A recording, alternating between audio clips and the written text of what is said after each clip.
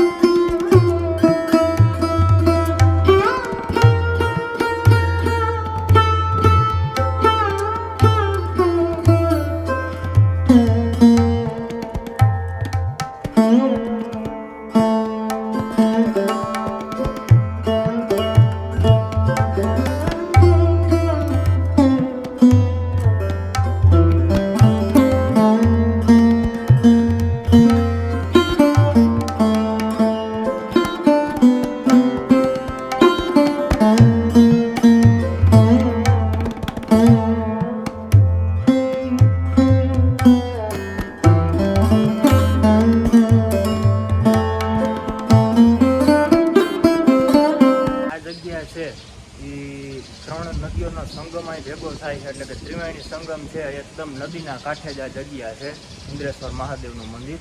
અને લોકવાયકા મુજબ છે ને ભાઈ, અહીંયા આ નદીમાં સ્નાન કરવું અને અહીંયા પૂજા કરવી ને, એ એક બહુ વિશેષ મહત્ત્વ અહીંયા માનવામાં આવે છે. એનું બહુ મોટું મહત્ત્વ છે.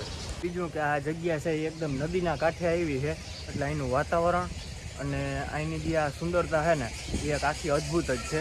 બાકી ભાઈ જો ચારે બાજુ છે ને વાતાવરણ એવું સરસ મજાનું છે. અને ભાઈ અહીંથી છે એ ભાણવડમાં જે ઘુમલી બૈડો ડુંગર આવ્યો છે, એ હાવ નજીક જ છે. બૈડો ડુંગર, કિલેશ્વર મહાદેવ, એ બધું અહીંયાથી નજીક જ થાય છે અહીંથી. એટલે ભાઈ અહીંનું વાતાવરણ છે એ એકદમ શાંત. અત્યારે છે ને અહીંયા થોડુંક કામ ચાલુ છે આજુબાજુમાં, બે બાજુ આ નદી છે એનું, એટલે આ થોડો ઘોંઘાટ. બાકી ભાઈ એકદમ શાંત વાતાવરણવાળી જગ્યા છે. એવું માનવામાં આવે છે કે આ જગ્યા છે એ આજથી 5000 વર્ષ જૂની છે. એટલે કે જે પાંડવો હતા ને, તે એ સમયની આ જગ્યા છે. અને પાંડવો ભાઈ આ જગ્યામાં અહીંયા આવ્યા હતા, એને જે વનવાસ થયો ને, તો અહીંયા આ જગ્યાઓમાં આવ્યા હતા. અને શિવલિંગની સ્થાપના એ પાંડવો દ્વારા જ અહીંયા કરવામાં આવી હતી. એટલે ભાઈ 5000 વર્ષ જૂનો ઇતિહાસ આ જગ્યાનો છે.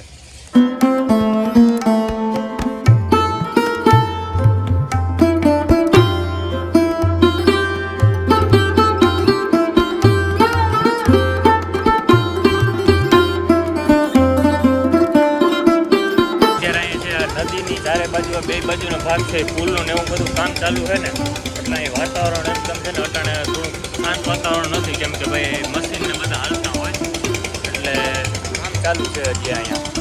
ભાઈ જો ચારે બાજુ છે ને અટાણે જોરોથી કામ ચાલુ છે. આ બે બાજુ, આ બાજુ પાર બાંધવાનું કામ હાલે અને ઓલી બાજુ એ રીતના કામ ચાલુ છે. એટલે થોડું છે ને વાતાવરણ ઘોંઘાટ વાળું છે. બાકી ભાઈ જો મેન હાઈવે છે ને, આ પુલ જે દેખાય ને, અને ઝૂમ કરીને દેખાડું, આ પુલ છે ને ત્યાંથી તમે જરાક આગળ આવો ને, એટલે સીધો ડાબી બાજુ રસ્તો છે, ત્યાં જગ્યા ઉપર આવે છે. એટલે તમે કોઈ ભાઈ આવતા હો તો ભાણવડ તાલુકો, અને ભાણવડ તાલુકામાં અહીં તમે આવો એટલે ભાણવડથી પહેલાં જ આવી જાય છે. એટલે ભાઈ આ જગ્યાની છે ને પ્રવાસીઓ અને શ્રદ્ધાળુઓ માટે ખાસ આ જગ્યા છે એ મુલાકાત લેવા જેવી છે.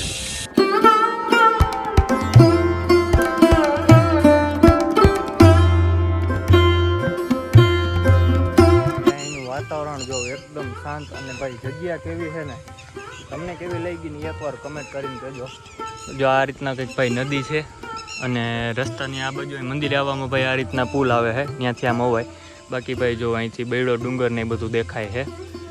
અટાણે થોડુંક ભાઈ આ ઉનાળાનું વાતાવરણ છે, એટલે ચોખ્ખું ના દેખાય. બાકી ભાઈ ચોમાસાની ઋતુ હોય ને, એટલે એકતા છે ને ભાઈ અહીંયા ઝાડી બહુ એકદમ જાડી, બહુ ઝાડવા, એટલે છે ને ભાઈ વાતાવરણ એટલું અહીં ચોખ્ખું દેખાય એ બધું છે ને ડુંગર ને બધું હાવ ચોખ્ખું દેખાય ને ભાઈ. બાકી છે ને અહીં કામ ચાલુ છે, કામ થઈ જાય ને આ બાજુ કામ ચાલુ છે, કામ થઈ જાય ને એટલે આ જગ્યા છે ને ભાઈ આટલી અહીંયા એકદમ આમ થઈ જવાની છે ને. અટાણે છે ને ભાઈ પ્રવાસ જતા હોય ને આ બાજુ નીકળે ને એ આ જગ્યા છે ને ભાઈ મિસ નથી કરતા, અહીંયા ખાસ આવે જ છે મહાદેવના દર્શન કરવા. અને બાકી અહીંનું વાતાવરણ છે ભાઈ શાંત છે, એટલે અહીં આ જગ્યામાં હું એક જ વખત આવ્યો હું, જ્યારે હાવ નાનો હતો ત્યારે તો અહીં ભાઈ છે ને આ કંઈ હતું નહીં બધું, આ બધામાં જગ્યા હાવ મેદાન જ પડ્યું હતું, ખાલી જ હતું. અને અહીંયા આ બધામાં છે ને ભાઈ હિંડોરા ને એ બધી વસ્તુ હતી. એટલે ત્યાં હું એકવાર હાવ નાનો હતો ત્યારે આવ્યો હતો. અત્યારે ભાઈ બધું રિનોવેશન ને એવું કામ ચાલુ છે ને, એટલે બધું અહીં જગ્યા આખી વેરવિખેર થઈ જાય, ટૂંકમાં કામ ચાલુ છે. એટલે પણ પાછું જઈ ભાઈ આ રિનોવેશન કમ્પ્લીટ થઈ જશે ને એટલે એકદમ મસ્ત જગ્યા બની જશે. જે હિંડોરાન છે ખરું અહીંયા આ જગ્યા જે ભાઈ જૂની પહેલાં હતી ને એ આ બધામાં જ રમત ને આ બધું હતું, આવા સાધનો. અત્યારે કામ ચાલુ છે એટલે બધું ભાઈ સાઈડમાં મૂકી દીધું. હા, હવે રિનોવેશન થાય કમ્પ્લીટ પતી જાય ને પછી બધું ગોઠવા છે પાછું. એ વ્યવસ્થાના ભાગરૂપે છે ને આ રીતના કંઈક બધા બાંધકામ કર્યા છે. હવે આમાં હું એને ગોઠવણી હોય આપણે ખબર નથી, આ બધું વ્યવસ્થાના ભાગરૂપે બધું કરે છે અત્યારે. સરસ મજાનું ભાઈ બાંધકામ કર્યું છે. પછી આ છે આખું અહીંયા નવું એક બાંધકામ કર્યું છે, હજી આગળ કામ ચાલુ છે. એટલે ભાઈ જગ્યા છે એ બહુ વિકસિત જગ્યા છે. આ બાંધકામ છે ને સામેનું એમાં એના બોર્ડ મારેલ છે સત્સંગ હોલ.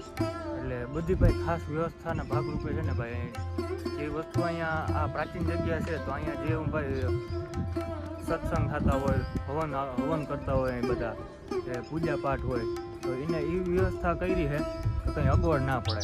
એ રીતના ભાઈ આટલી બધી ગોઠવણી છે આ જગ્યાની.